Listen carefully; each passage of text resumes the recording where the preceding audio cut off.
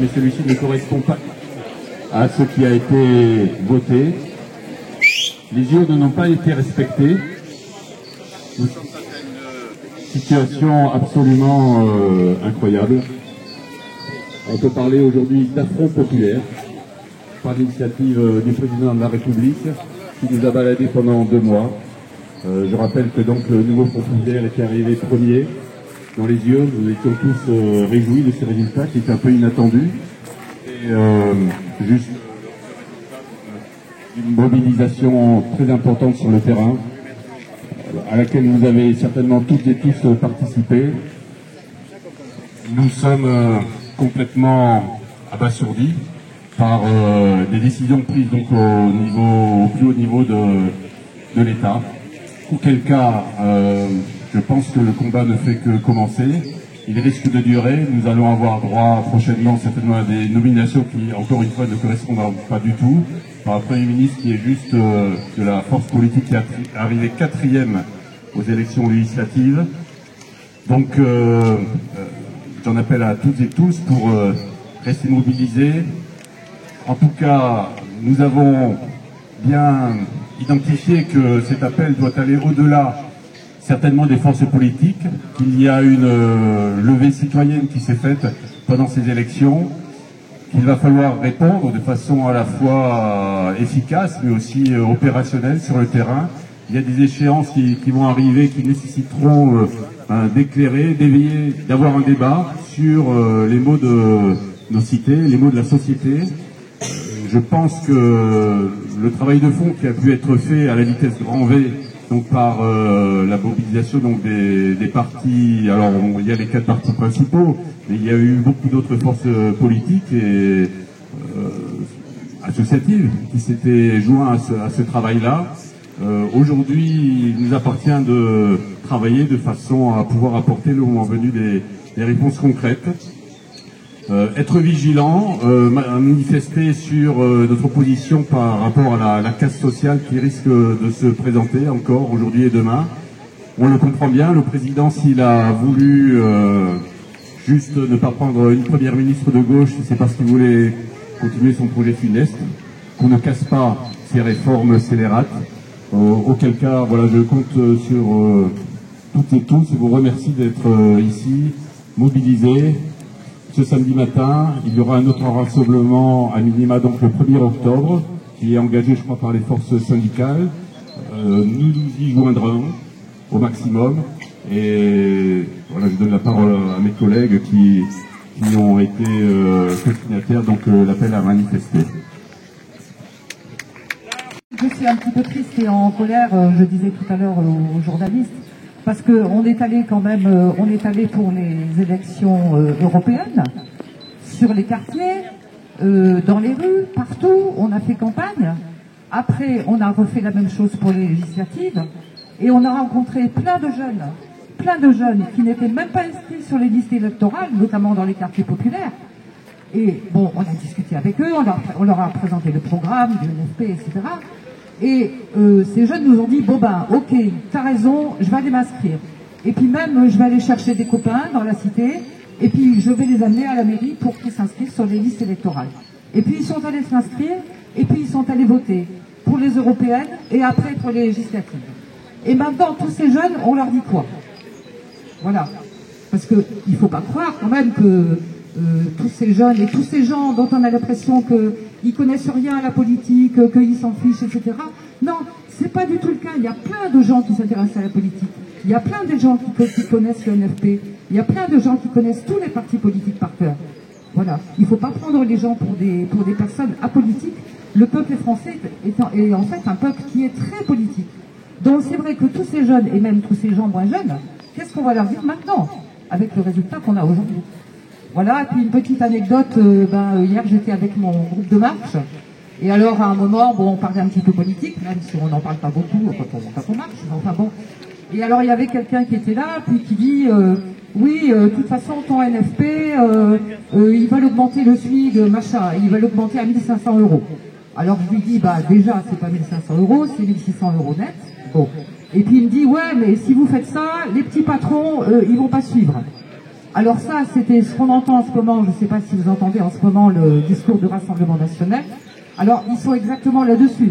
C'est-à-dire qu'il ne faut pas augmenter donc, le SMIC parce que les petits patrons, ils n'arriveront pas à suivre. Donc ça, vous voyez d'où ça venait. Et alors, ce que je lui ai dit, ouais, mais tu sais, c'est pour ça qu'on disait effectivement le programme du NFP et que le programme du NFP. Parce qu'il y a effectivement la mesure des 1600 € net, mais à côté, dans le programme du NFP... Qui arrive quatrième, avec le soutien et l'assentiment du Front National, vont nous faire un coup d'État démocratique. Donc c'est pour ça que nous sommes là aujourd'hui. Donc alors que nous avons tous fait barrage républicain, nous avons pris nos responsabilités. Macron a préféré gouverner avec le Front National au lieu de laisser la place au nouveau Front Populaire. Donc ce qui nous ressemble toutes et tous ici, c'est le contenu du programme du nouveau Front Populaire. Parce que s'ils ne veulent pas nous donner les responsabilités gouvernementales, c'est parce qu'en fait, ils ne veulent pas qu'on retire la réforme des retraites. Ils ne veulent pas qu'on augmente le SMIC. C'est en fait le système capitaliste en crise, avec ce modèle néolibéral qui met en place, en œuvre beaucoup de choses pour empêcher des éléments progressistes à se mettre en place et qui répondent à la majorité de la population et pas à une certaine minorité. Et Macron, le Front National, répond à une certaine minorité. Le monde financiarisé, les banques, le monde de l'argent, parce que nous on essaye de remettre ça en cause, ça les embête, ils mettent en place tout ce qu'ils peuvent pour nous empêcher. Donc aujourd'hui, c'est la première étape, on va rien lâcher, c'est important, nous sommes déjà nombreux, comme nous l'ont dit, le 1er octobre, je ne me trompe pas cette fois-ci, le 1er octobre avec l'initiative des syndicats, il y a une nouvelle mobilisation, et le plus important c'est que nous mettions dans la tête des gens le contenu politique que nous portons. C'est nous l'alternative, nous sommes l'alternative, ils sont la minorité, et nous portons un programme qui est pour la majorité d'entre nous et pas la minorité que défend Macron et le modèle qui défend le système capitaliste. Je vous remercie.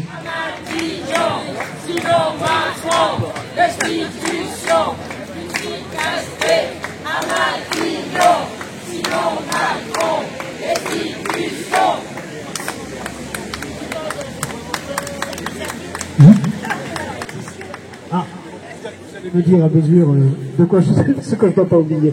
Bonjour à tous, Gaël Zapla, représentant de la France Insoumise, entre autres.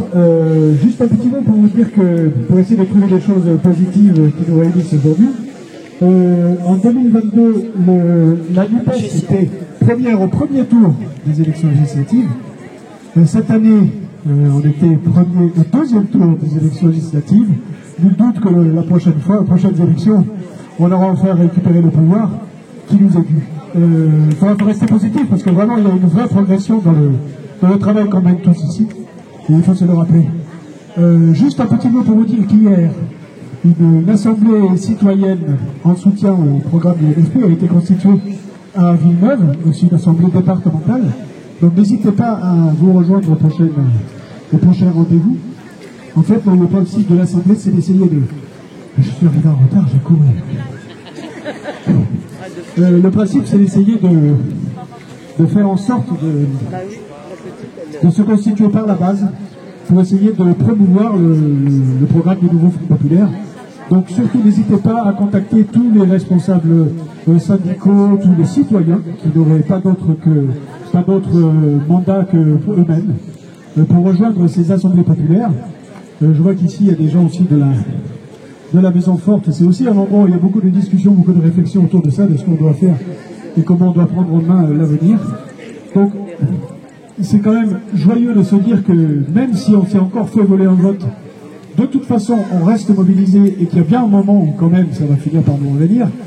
Et surtout que si nous ne lâchons pas la main, on va réussir à faire ce qu'il est question de faire dans ce pays, c'est-à-dire ce que tu disais tout à l'heure, l'ensemble des mesures proposées par le programme du nouveau Front Populaire, et qu'il n'y a que nous qui ferons changer les choses. Visiblement de là-haut, ça ne viendra pas.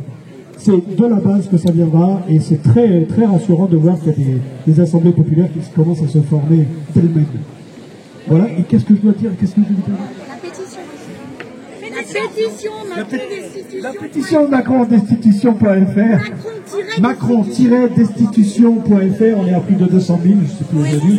250 000 aujourd'hui.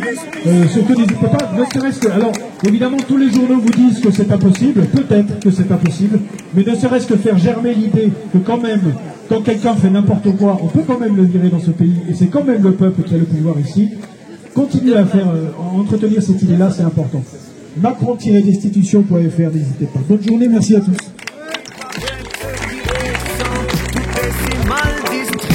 La tension monte, la société est hiérarchisée. Regardez l'exemple qui est montré, la démocratie balbutie. Quand la volonté du peuple est bafouée, la démocratie balbutie. La constitution sera révisée, la démocratie balbutie. Et quand la rue commence à s'embraser, la démocratie balbutie.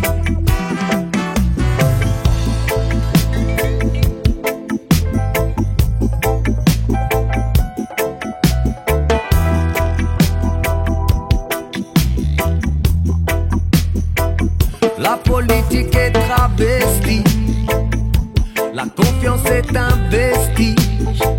On a attendu trop longtemps, vu passer trop de gouvernements.